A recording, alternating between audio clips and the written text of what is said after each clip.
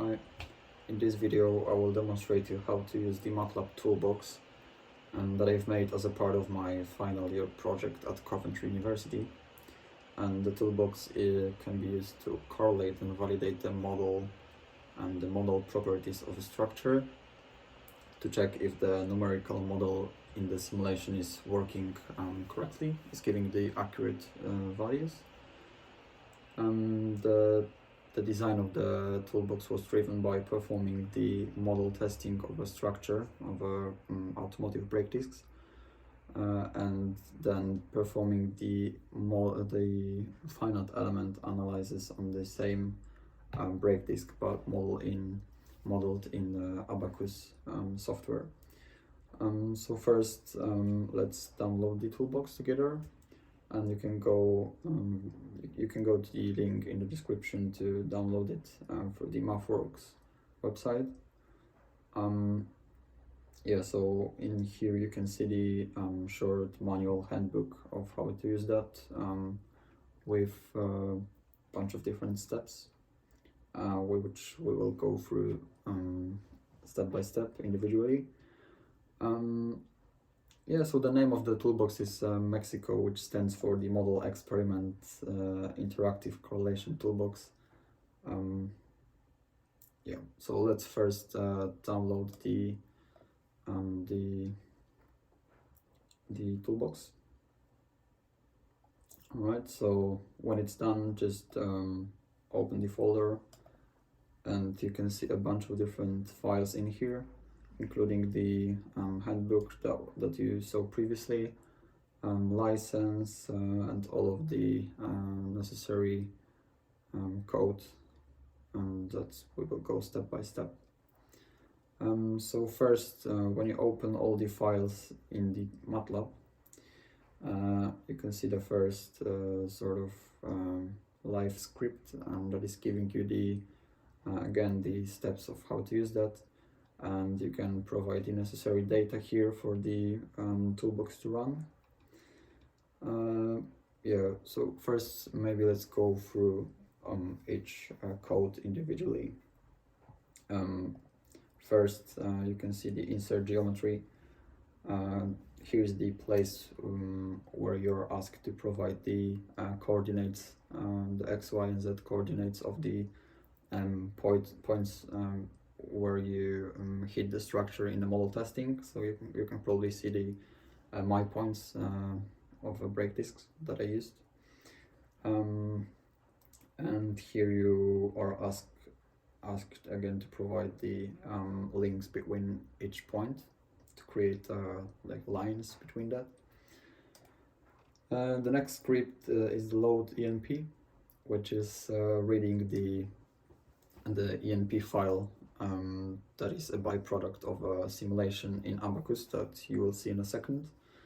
It reads the file and extracts the data about meshing, about nodes and elements used in the FEA. Next we got meshing file, which based on the nodes and elements information, it creates a patch to visualize the brake discs or other structure that you are validating. In this case, I considered the meshing type C3D10, which you can probably see somewhere here, but you can easily change that to whatever type you are using by manipulating this matrix. Next we got plot experimental geometry. This is the file that based on this information that you provide here, it creates a geometry and a bunch of different manipulation tools, such as rotation, translation, and all of that. You will see what I'm talking about in a couple of minutes. You can see a lot of different functions here. Next we got model properties extraction, and this is the fun part because that that script reads through another byproduct of the simulation, which is the DAT file. And in our case, the DAT file will include all the information about the mode shapes and natural frequencies from the FEA. So this script reads through that file and extract the model properties for the correct nodes, node numbers reading. And next we get model properties correlation, which employs different methods of correlation methods of model properties, such as model assurance criterion, COMAC, natural frequency difference diagram, natural frequencies graphs, and other indicators. Yeah, so maybe let's start with a use case of it.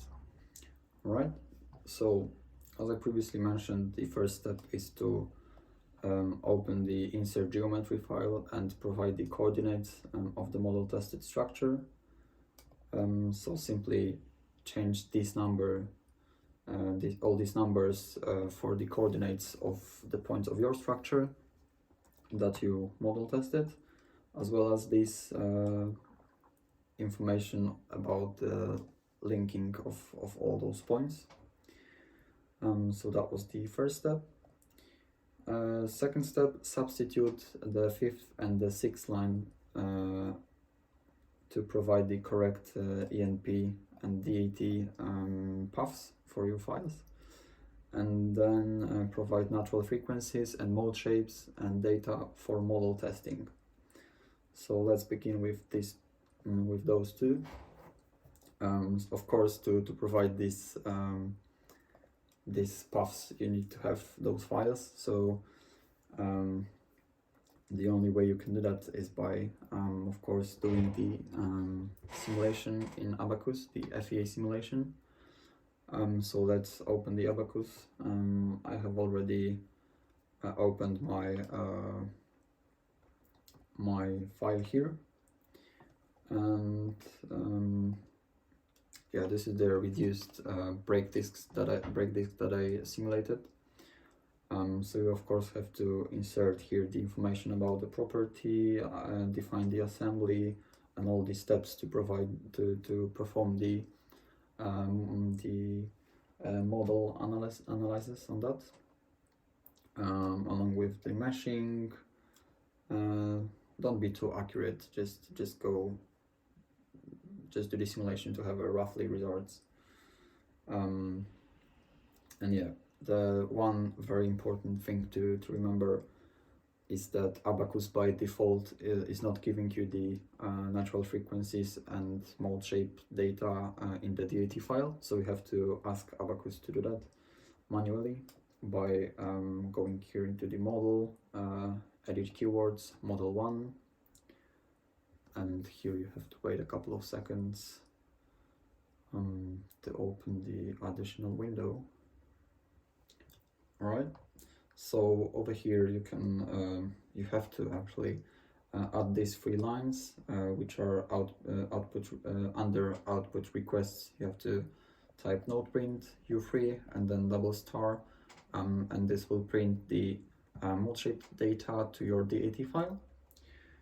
And while we are here in Abacus, I can show you the results of my mode shapes and natural frequencies, because it's quite interesting that although in my model testing I have 6 mode shapes with 6 natural frequencies, in my FEA simulation I have 11 of them, and that is why some of the mode shapes, as for example those two, are really the same but rotated along the z-axis, and it's happening due to the symmetry of the break disks. Yeah, so you can see these two really at the very similar frequency of 932 Hz. These two are also the same. These two are also very similar but just rotated.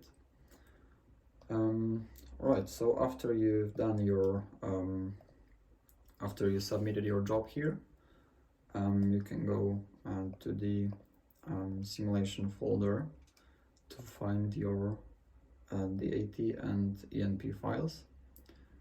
And very important, before copying the path for them, just go to the ENP file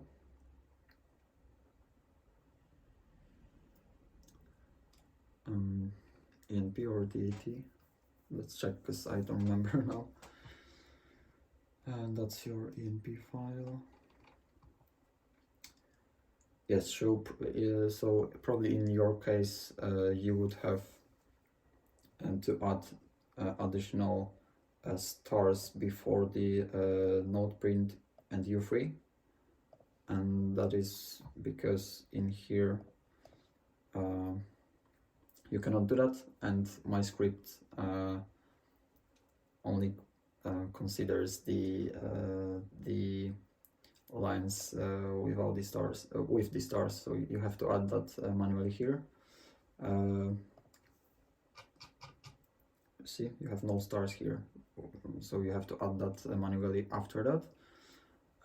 But when you do that, you just copy the path for the DAT file and paste that here, which I've already done, but you just do that, get rid of those, and do the same for the ENP file.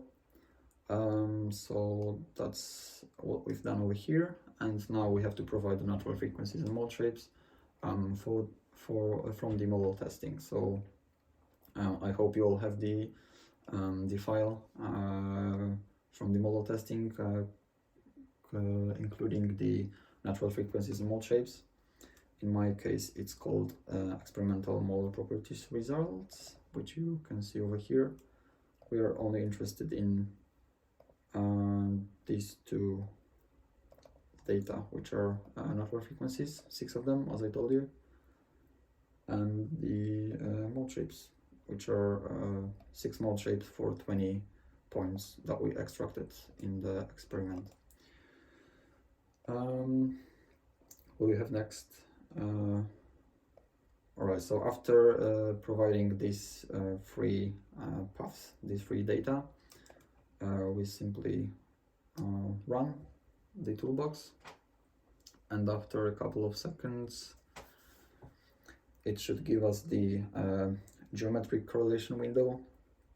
In our case, you can see that the 2 structures, the experimental one, which is the yellow lines representing 20 points that we extracted, and the meshing from the finite element analysis, which is the blue one, they are perfectly aligned, so you don't have to do anything for them. But in many cases you can end up with 2 structures in, for example, different scale, or rotated or translated in the different axes. That's why you have over here the manipulation console, sort of, that you can use to align the 2 structures. You can do the translation along the y, x, z, or whatever. You can rotate that. Let's rotate that along the z axis a bit. So the idea is to align these points from the experiment with points, with some of the points from the FEA. Of course, you have many more points from the FEA than from the model testing. And after you align them, you just click Get Nodes, and it will print the 20 nodes from the FEA that are matched with the 20 nodes from the experiment. So here you can see the number of them, their numbers. And then after you click the correlate button, based on the this script, let me show you based on this script. The toolbox will automatically go through the DAT file, which you can see over here. Let me show you. DAT file, and it will automatically extract the necessary data, which is the natural frequencies and mode shapes, for only these nodes. So you can see here you have information for all the nodes, but our software reads only the correct ones. And so that's the idea behind it. So let's see how it works. Correlate, and then you have to just wait another couple of seconds.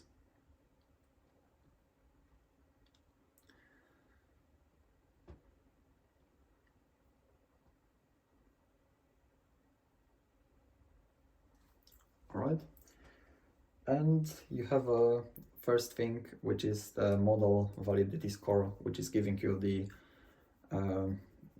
score out of 10 of how good is your model. In our case, it's 8 out of 10, which is quite decent, I would say. Yeah, so let's see the other figures. So you can see the MAC, which is model assurance criterion for the 6 mode shapes from experiment, so model testing, and 11 from the FEA, which I shown you over here. Over here, these are these mode shapes.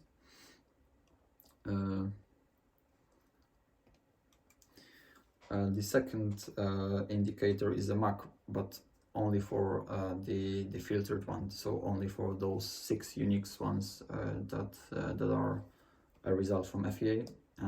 Here is also the MAC, but in another visual representation.